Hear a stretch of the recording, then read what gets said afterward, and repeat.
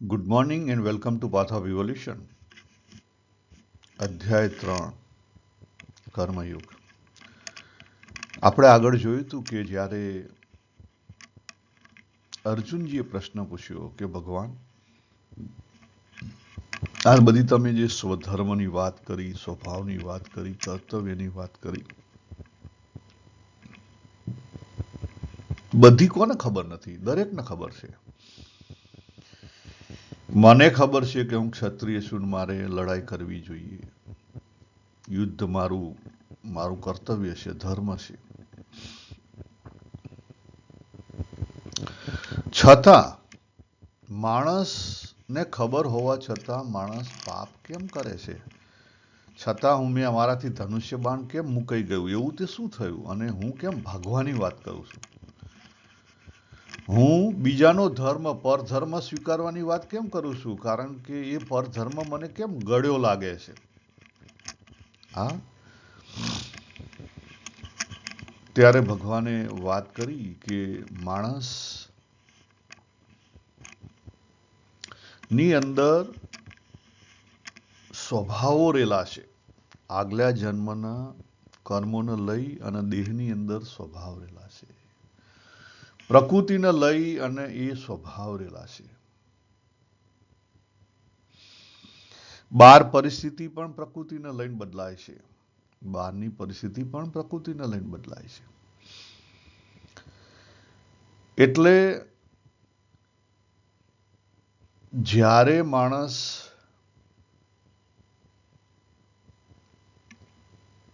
એ જ્યાં value system મૂકી છે પોતાની, જે માને છે, બિલીવ કરે છે, એની એને સાચી સમજણ ના હોય,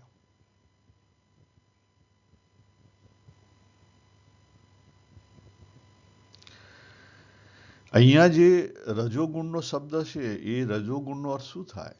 કે જ્યાં તમે વેલ્યુ મૂકેલી છે, જ્યાં તમે લાઇક અને ડિસલાઇક મૂકેલા છે, જ્યાં તમે લાઇક અને ડિસલાઇક છે જ, દરેકની પાસે છે. કેમ છે એનું કારણ આપણને ખબર નથી, પણ છે. હવે આગળના જન્મને લઈને છે તો એમાં કઈ ખોટું છે? કઈ ખોટું નથી, એને સ્વીકારી લો. પછી જે કરવાનું છે કરો. તો એ લાઇક અને ડિસલાઇકની ના પ્રભાવમાં આવી એનું ચિંતન કરવાની જગ્યાએ એનું મનન અને ચિંતન કરીએ એટલે શું થાય? બીજા અધ્યાયમાં જે ભગવાને વાત કરી એ જ વસ્તુ થાય. એનું મનન અને ચિંતન કરો એટલે તરત જ એમાં શું થાય? ફુવારો ઉડે. શું ઉડે? ફુવારો ઉડે. અને ફુવારા શાના છે? કામ અને ક્રોધના ફુવારા છે. શાના છે? કામ અને ક્રોધના. જો જ્યાં સુધી શરીર છે ત્યાં સુધી સડઉર્મી, જેને આપણે સડઉર્મી કહીએ, 6 ટાઈપના જે રિક્વાયરમેન્ટ છે, બોડીની રિક્વાયરમેન્ટ, એ રહેશે. દાખલા તરીકે આપણી પાસે પ્રાણ છે. પ્રાણને લઈ ભૂખ અને તરસ છે. ભૂખ, જ્યાં સુધી ભૂખ છે ને ત્યાં સુધી તમને બીજું કંઈ સૂચશે નહીં. જ્યાં સુધી પાણીની તલપ છે, અતૃપ્તિ, ત્યાં સુધી તમે બીજું કંઈ કરી નહીં શકો. ગમે તેવો કામી પુરુષ હોય, પણ જો એને 2 દિવસથી પાણી આપવામાં ના આવ્યું હોય તો એ કેવો થઈ જાય? ઢીલો ઢસ જેવો થઈ જાય.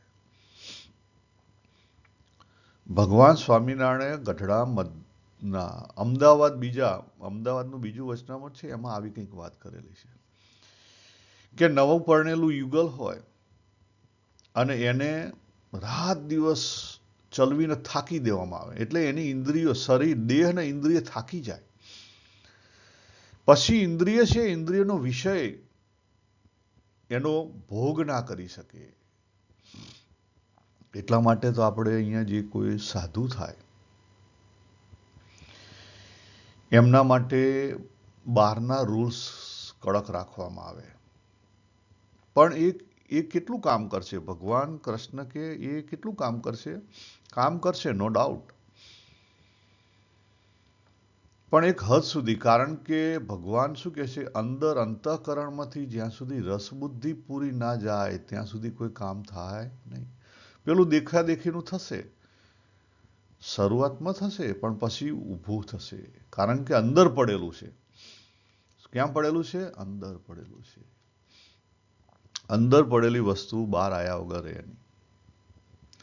એટલે જ્યાં સુધી અંદરથી હટે નહીં ત્યાં સુધી. એટલે ભગવાને પહેલી શિખામણ અહીંયા એ આપી કે આ જે ફુવારો ઊભો થાય છે,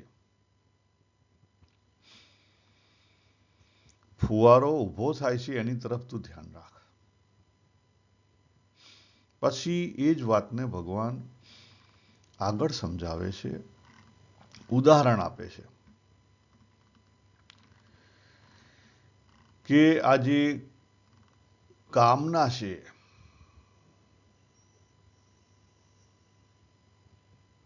આની આપણને જાણકારી સામાન્ય માણસને કેમ નથી હોતી એની વાત કરે છે ભગવાન.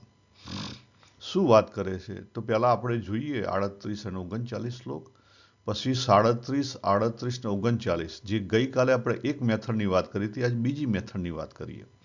બરાબર? તો 38 ને 39 શ્લોક અહીંયા સ્ક્રીન ઉપર દેખાય છે. તો ભગવાન કહે છે કે માણસને આજે ભગવાને જાણકારી આપી, એ જાણકારીની અસર કેમ નથી થતી? બધાને ખબર છે છતાં પાપ કેમ કરે છે? કામ અને ક્રોધ, જે અંદર કામના છે એને લઈ, પણ કામના છે છતાં કેમ આવું થાય છે? એને કેમ કામનાથી પર નહીં થઈ શકતો? બરાબર? તો ભગવાન સ્વામિનારાયણે ગઢડા પ્રથમના 25માં વાત કરી કે જીવમાં તાકાત નથી. અને ભગવાન અહીંયા એવી જ વાત પણ બીજા સંદર્ભમાં કરે છે. ભગવાન શું કહે છે? ઉદાહરણ આપે છે, દ્રષ્ટાંત આપે છે કે જેમ ધુમાડાથી અગ્નિ ઢંકાયેલો હોય, જેમ ધુમાડાથી અગ્નિ ઢંકાયેલો હોય તો ખબર ના પડે કે અંદર અગ્નિ છે. અને જેમ મેલથી દર્પણ ઢંકાયેલું હોય તો આપણને આપણો ચહેરો જેમ છે તેમ દેખાય નહીં. અંદર શું છે? દેખાય નહીં. જેમ છે તેમ ના દેખાય. દેખાય તો ખરું પણ જેમ છે તેમ દેખાય. અને જેમ જે ગર્ભ છે એ ઓરથી ઢંકાયેલો હોય, એવી રીતે આ જે કામના છે એ આપણી જે બુદ્ધિ છે એની ઉપર ઢંકાયેલી છે. જોજો, કામના છે બુદ્ધિની, જે બુદ્ધિ, કારણ કે વિવેક ક્યાં રહેલો છે? વિવેક કરતા બી બુદ્ધિનું જે જ્ઞાન છે, આપણું જે ડેલી જ્ઞાન કયું છે? બુદ્ધિનું જ્ઞાન છે, કોન્શિયસ માઇન્ડનું જ્ઞાન, નોટ અ વિવેક. વિવેક તો પાછળથી આવે. એ આપણું જે જ્ઞાન છે કોન્શિયસ માઇન્ડનું, કે હું બાબુ છું, હા છું, ના છું, બરાબર, એ કોનાથી ઢંકાયેલું છે? આ જે કામના છે એનાથી ઢંકાયેલું છે. ભગવાને 3 દ્રષ્ટાંત આપ્યા. આપણું જે લાઈક અને ડિસલાઈક છે એ કામનાથી ઢંકાયેલું છે. આપણું જે લાઈક અને ડિસલાઈક છે એ કામનાથી ઢંકાયેલું છે. આપણે ગઈકાલે જોયું હતું કે કોઈ પણ પ્રસંગ હોય, કોઈ પણ પ્રસંગ બને, હવે આપણા હાથની વસ્તુ તો છે નહીં બને, બરાબર? એટલે આપણે 2 રીતે ટેસ્ટ કરવાની વાત કરી હતી. પહેલું ટેસ્ટ કરો કે મારા હાથની વસ્તુ નથી, બરાબર? ત્યાં જુઓ, પછી જુઓ કે અહીંયા કોઈ મારો રોલ છે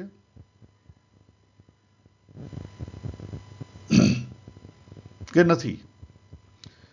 દાખલા તરીકે આ ઇન્ડિયામાં પૂર આવ્યું ને ઘણી બધી ખાના ખરાબી થઈ, અથવા આપણે બાજુના શહેરમાં કંઈક દંગા બસાત થયા,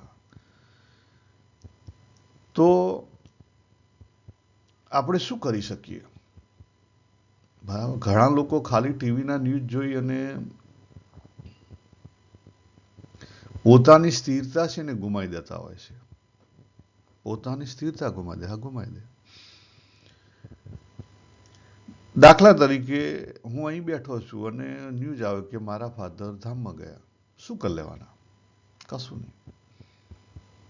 બરાબર. તો તમારે પહેલી પરિસ્થિતિ જે છે એને જેમ છે તેમ એક્સેપ્ટ કરવી પડે કે ભાઈ હા, ધામમાં ગયા તો ધામમાં ગયા, કોઈ જગ્યાએ યુદ્ધ થયું તો યુદ્ધ થયું, પૂર આવ્યું તો પૂર આવ્યું. બરાબર. પછી પછી જો આમાં મારું શું કર્તવ્ય છે કે ભાઈ ફાધર ધામમાં ગયા હોય તો શું કર્તવ્ય હોય, તો જે પ્રમાણે ઘરમાં જે પ્રમાણે પરિસ્થિતિ હોય, જે પ્રમાણે જે કંઈ થઈ શકે એવું હોય, આપણા જે કોઈ ભાઈઓ હોય આ છે ના છે ડિસ્કસ કરી અને તમે વાત કરી લો કે ભાઈ મારા કંટ્રોલમાં શું છે, શું છે મારા કંટ્રોલમાં શું છે અને મારા કંટ્રોલની બહાર શું છે. કે ભાઈ કોવિડ ચાલે છે, અહીંથી હું અત્યારે હાલ નીકળું તો બી ત્યાં પહોંચી શકવામાં મને કદાચ 2-3 દિવસ થઈ જાય, અને 2-3 દિવસ શરીર રાખી મૂકવું, મૃત્યુ શરીર રાખી મૂકવું એ સારી બાબત ના કહેવાય. તો એ ચેક કરવું પડે કે મારા કંટ્રોલમાં છે કે મારી બહારના કંટ્રોલમાં છે.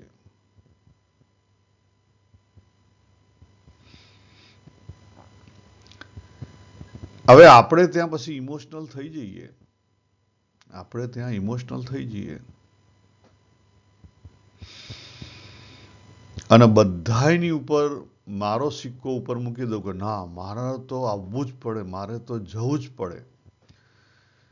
આખી જિંદગી બાપા હતા ત્યાં સુધી તો ક્યાં હોઈ જતા.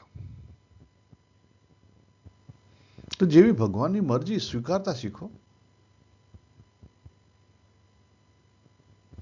પણ આપણે અંદરનો ઈગો એટલો મોટો હોય ને, બહાર બતાવવાનું હોય, તકલીફ થાય.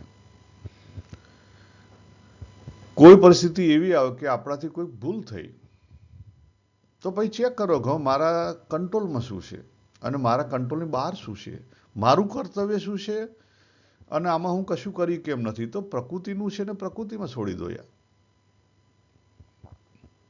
એ પહેલી વસ્તુ આ કરવાની જરૂર છે, ભાઈ આપણે કરી શકતા નથી. બીજી વસ્તુ શું છે, કેમ નથી કરી શકતા, કારણ કે કામના રહેલી છે. એટલે અને એમાં જ્યારે કામનાનો જો ફુવારો ઊંચો ઉડ્યો તો પતી ગયો, એ તાકાતવાળો થઈ જાય. એ આપણે પેલું આગળ દ્રષ્ટાંત આપ્યું હતું પેલા ટેક્સીવાળા ભાઈનું, બરાબર, કે તમારે એવી કોઈ પરિસ્થિતિ ઊભી થાય, દાખલા કે મંદિરમાં જ્યાં હોય તો આપણને સત્વગુણ ઊંચો હોય, પણ કોઈ પાર્ટી બાર્ટીમાં જ્યાં હોય તો રજોગુણ ઊંચો હોય અને તમોગુણ બે હાથે હોય, અને એમાં ક્યાંક આપણી કામના ક્યારની આપણે ચિંતન કરી રહ્યા હોઈએ અને જો એ લાગ મળે તો આપણે અલપડું કર્યા વગર રહીએ નહીં. કેમ? કારણ કે આપણે પોતે બેહોશીમાં છીએ. આપણે પોતે બેહોશીમાં છીએ. ભગવાન એ જ અહીંયા વાત કરે છે કે આપણી ઉપર જે કામના છે, જેમ ધુમાડોથી અગ્નિ ઢંકાયેલો છે એમ આપણું જે જ્ઞાન છે એ આ કામનાથી ઢંકાયેલું છે. એટલે આપણી બુદ્ધિ કામ કરી શકે નહીં, આપણી બુદ્ધિ કામ કરી શકે નહીં.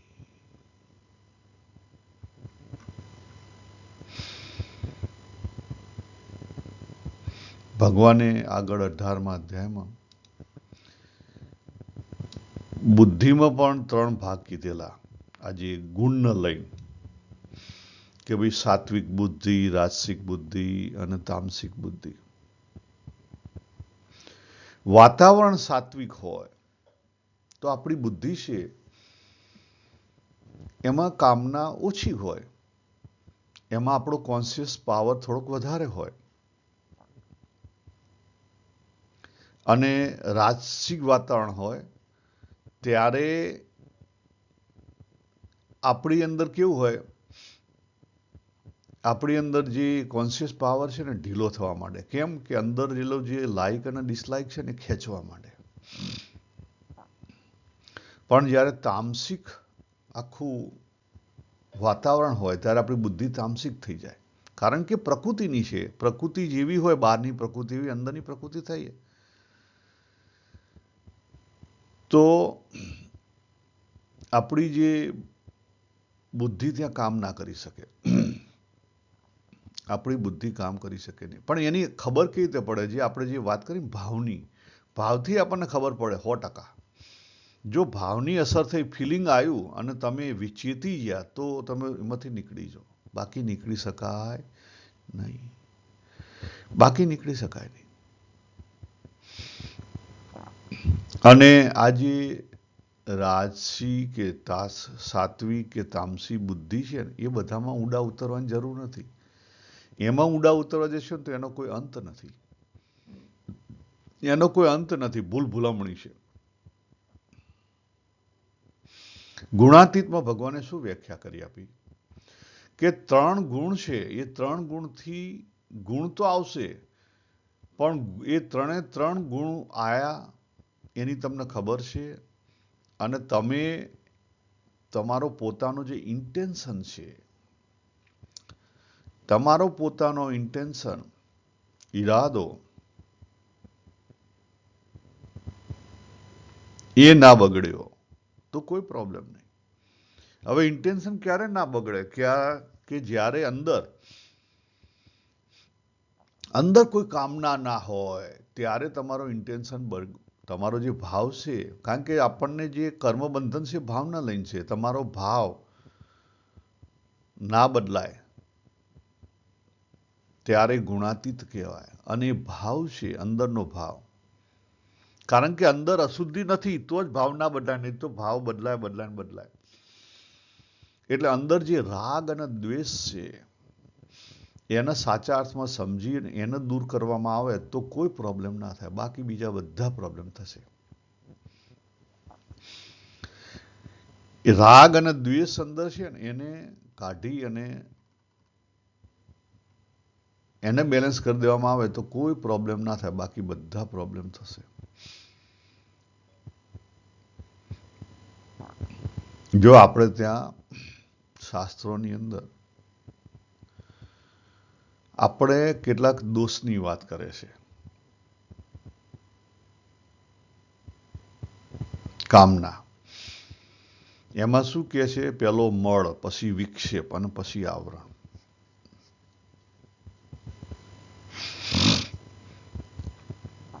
અને એ બધા શાના છે? અસતનો સંબંધની વાત છે. અસત એટલે દેહ.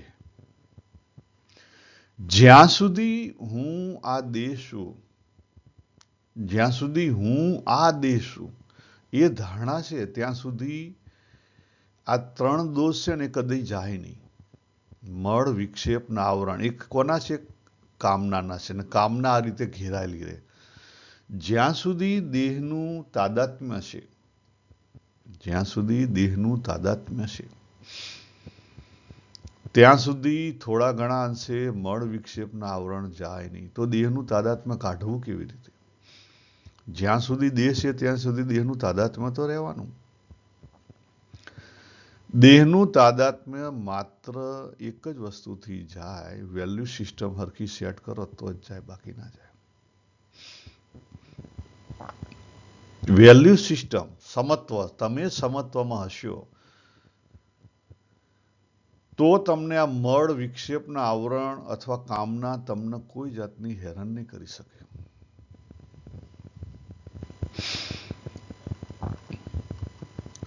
તમે જ્યારે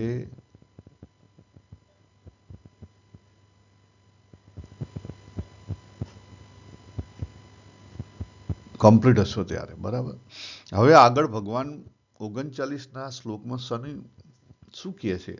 ભગવાન કહે છે કે હે અર્જુન, આ અનલેન એટલે અગ્નિની પેઠે કદાપી તૃપ્ત ન થનાર અને વિવેકીઓના કામરૂપી નિત્ય વેરી વડે જ્ઞાન ઢંકાયેલું છે. આજે બુદ્ધિ છે ને તારી, આજે બુદ્ધિ છે, વિવેકી માણસ જેને કહેવાય એની પણ બુદ્ધિ, એટલે સાધકની બુદ્ધિ કોનાથી ઢંકાયેલી છે? કામનાથી. પણ કામના કેવી છે? અગ્નિ જેવી છે, કદાપી તૃપ્ત ના થાય. આપણે ત્યાં આગળ ભગવાને આ જ અધ્યાયની અંદર વાત કરી આપી કે કર્મના બે હેતુ છે. કર્મના બે હેતુ છે. એક કર્મ પૂર્તિ અને બીજી કર્મ નિવૃત્તિ. કર્મ પૂર્તિ એ કેવી છે? અગ્નિની અંદર ઘી હોમો એના જેવી છે, કદાપી શાંત ના થાય. અને કર્મ નિવૃત્તિ કેવી છે? અગ્નિની અંદર પાણી નાખો. એટલે કરવાનું શું છે? જ્યાં સુધી આપણો ઘડો ખાલી છે, અધૂરો છે, કંઈક જોઈએ છે, ત્યાં સુધી એ સલકાવાનો. પરંતુ એ ઘડો જો ભરી દઈએ, ભરેલો ઘડો હોય તો સલકાય નહીં. ભગવાન સ્વામિનારાયણે ગઢડા મધ્ય બેની અંદર 3 સ્ટેપની સાધના બતાવી. એમાં ભગવાને આ જ વાત કરી. ઘડાની જગ્યા ભગવાને કૂવાનું દ્રષ્ટાંત આપ્યું કે કૂવાનું પાણી ભરેલું હોય અને પછી એને શુદ્ધ કરવાનું છે. પહેલું ભરેલું રાખો, પછી એને શુદ્ધ કરો. આ બે વસ્તુ કરવાની એકી સાથે. પાણી ભરેલું હશે અને પછી એને શુદ્ધ કરી દેશો તો એની અંદરથી અશુદ્ધિ જતી રહેશે, પછી અશુદ્ધિ અંદર નહીં આવે. હવે આપણો જે કૂવો છે એ શેનાથી ભરેલો છે? આગળના સંસ્કારો, આ જન્મના સંસ્કારો. આપણે અહીંયા લખેલું છે, જુઓ. નેચરલ ટેન્ડન્સી આપણને કોઈ હર્ટ નથી કરતી. જીનેટિક ટેન્ડન્સી થોડી ઘણી આપણને હર્ટ કરે, બરાબર. કાર્મિક ટેન્ડન્સી ને એક્વાયર્ડ ટેન્ડન્સી, આ બે ટેન્ડન્સી આપણને બહુ જ નુકસાન કરે છે. એમાં જે કઈ કામના રહેલી છે આ બે ટેન્ડન્સીની અંદર, એ કાઢી નાખવામાં આવે તો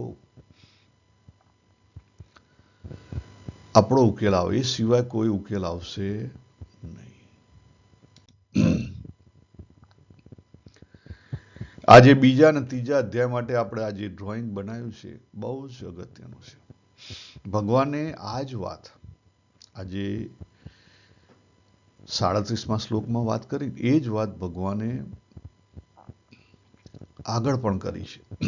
બીજા અધ્યાયમાં કરી, ત્રીજા અધ્યાયમાં કરી, 16મા અધ્યાયમાં એ જ કરી છે. 16મા અધ્યાયનો 22મો શ્લોક જુઓ તમે, 21 અને 22. તો એની અંદર ભગવાને આ જ વાત કરી છે.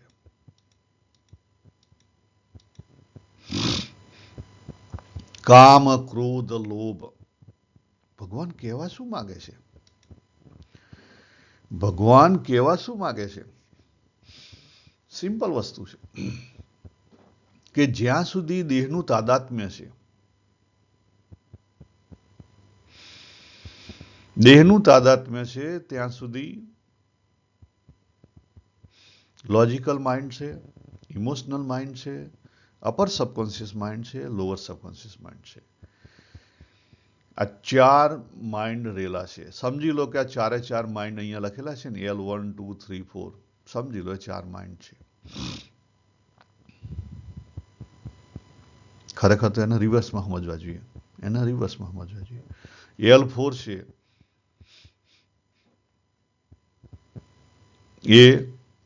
એ લોજિકલ માઇન્ડ છે. L3 છે એ ઇમોશનલ માઇન્ડ છે. L2 છે અપર સબકોન્શિયસ માઇન્ડ છે. L1 છે એ લોઅર સબકોન્શિયસ માઇન્ડ છે. લોઅર સબકોન્શિયસ માઇન્ડ એ સમવેર જીવથી થોડુંક ઉપર, એટલે જીવની હાથે કહીએ તો ચાલે.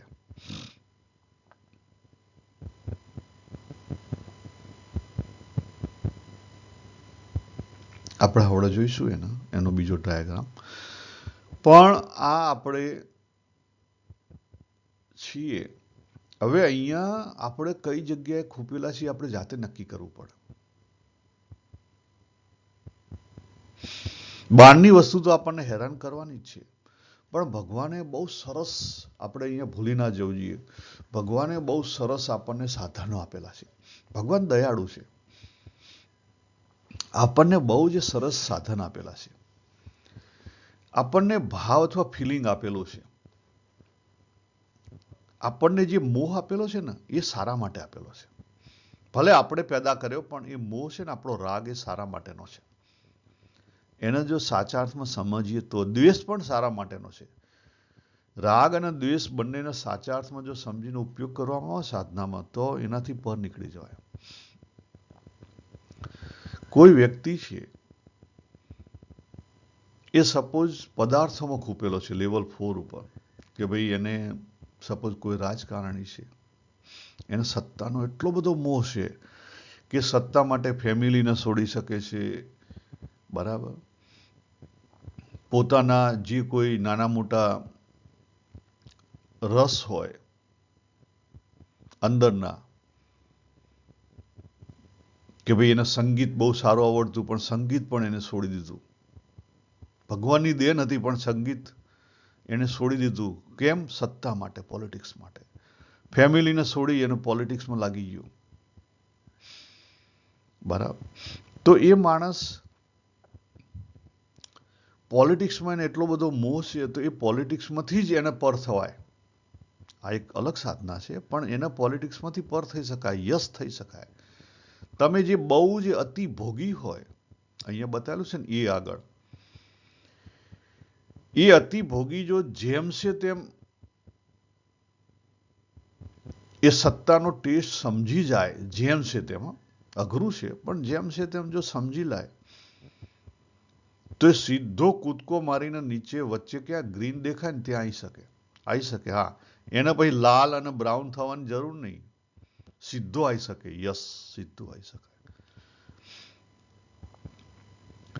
એટલા માટે તો આપણા ઉપનિષદમાં કહેવામાં આવેલું છે કે જે ભોગી છે અથવા અજ્ઞાની છે, એનો જો એ સાધના કરે તો જલ્દી ઉદ્ધાર થાય, પણ જે દેખાય ને રેડ વચલ્યો છે, એ કેવો છે? ગુડી ગુડી બ્રાન્ડ, અર્જુનજી જેવા ગુડી ગુડી બ્રાન્ડ હોય, એનો ઉદ્ધાર થવો કઠિન છે, કારણ કે વચ્ચે લબડેલો છે. એનું લોલક 8 થી 4 માં જ ચાલે છે. એનું પાણી છે એ 4 ડિગ્રીથી લઈ અને 40 ડિગ્રી સુધી જ જાય છે. નથી ઠંડુ થતું કે નથી ગરમ થઈને બાફ થતું, વચ્ચે વચ્ચે જ ફર્યા કરે છે. હવે આનો ઉદ્ધાર કોણ કરે? કોઈ ના કરે, જાતે જ કરાય. કોઈ પણ વ્યક્તિ તમારો ઉદ્ધાર નહીં કરી, હું પણ ના કરી, હું મારા ઘરવાળાનો પણ ઉદ્ધાર ના કરી. મારો ઉદ્ધાર મારે કરવો પડે જાતે. અહીંયા આપણે સમજીએ કે ભગવાને જે વાત કરી, દરેકની અંદર આપણા દેહના લઈને લાયક અને ડિસલાયક છે, ખોટા છે નથી.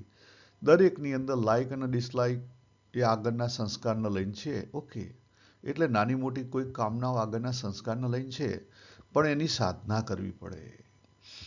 પહેલું તો લક્ષ્ય નક્કી કરો, ઇનર ઇન્ટેન્શન.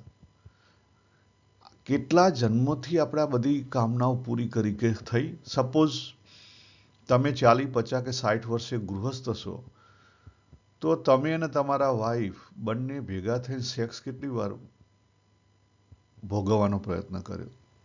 ભગવાને જે વાત કરી કે આ જે કામ છે કેવો છે? અગ્નિ જેવો છે, એની અંદર જેટલું ઘી નાખો એટલો મોટો થાય. પૂરી થઈ ના થઈ? તો એમાંથી લેસન શું લર્ન કર્યા? આપણે લેસન લર્ન નથી કરતા. મોટો પ્રોબ્લેમ છે.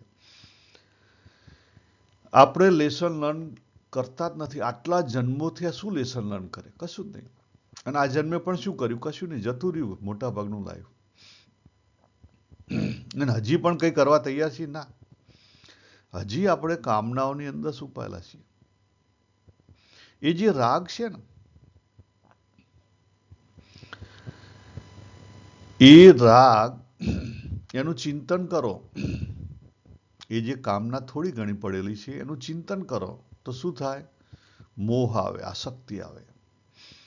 અને મોહ અને આસક્તિ જો સેટિસ્ફાઈડ થાય તો લોભ ઊભો થાય, અનેક ગણું કરવાનો લોભ ઊભો થાય.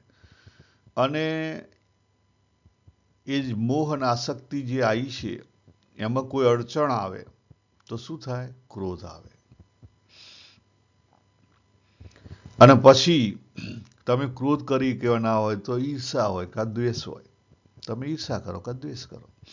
ટૂંકમાં નેગેટિવ. દ્વેષ એ નેગેટિવ છે. ભગવાને પહેલી વસ્તુ શીખવાડી કે તમારો જે ઇન્ટેન્શન છે ને, ઈરાદો, પેલો ઈરાદો બદલી દો. દ્વેષ કાઢી નાખો લાઈફમાંથી. સાધનામાં પહેલું સ્ટેપ આ છે, દ્વેષ કાઢો. જો દ્વેષ નહીં કાઢવામાં આવે તો રાગ નહીં જાય. પહેલો દ્વેષ કાઢી નાખો. અને દ્વેષ કાઢશો એટલે ઓટોમેટિકલી તમે ધીરે ધીરે ધીરે તમારો રાગ પણ ઓછો થઈ જશે. આ એક પહેલી સાધના, એક સાધના છે. બીજી સાધના કઈ છે? બીજી સાધના આપણે જે જોયું કે આપણે આ રીતે જ્યાં છુપાયેલા હોઈએ ત્યાંથી ચેક કરો. જો આ જે પિક્ચર દેખાય છે એને સમજી લો. નીચે આપણે જે સૂર્ય બતાવ્યો છે જીવ છે, એની ઉપર લોઅર સબકોન્શિયસ માઇન્ડ છે, એની ઉપર અપર સબકોન્શિયસ માઇન્ડ છે, એની ઉપર ઇમોશનલ માઇન્ડ છે, અને આપણું બુદ્ધિ એટલે લોજિકલ માઇન્ડ. આપણે બધાને ભેગા કરવા પડશે. એટલે કાં ઉપર જો કાં નીચે જોજો, સાઈડમાં બતાવે તીર.